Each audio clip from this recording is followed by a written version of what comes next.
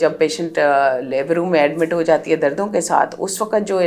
Caesarean किए जाते हैं वो यूजुअली इमरजेंसी सिजेरियन सेक्शन किए जाते हैं। बहुत सारे रीज़न्स हो सकते हैं, माँ के रीज़न्स हो सकते हैं और बच्चे के रीज़न्स हो सकते हैं।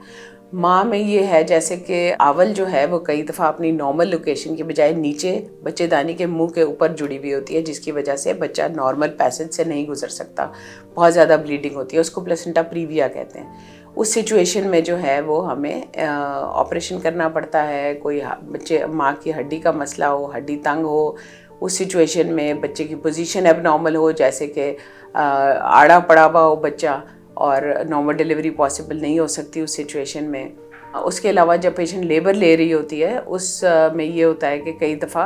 बेबी की हार्ट बीट ख़राब हो जाती है, कॉर्ड प्रोलैप्स हो जाता है, कॉर्ड बाहर निकल आती है पहले, जिससे बच्चे को ऑक्सीजन की सप्लाई बंद हो जाती है एकदम से। उस सिचुएशन में सिजेरियन करना पड़ता है।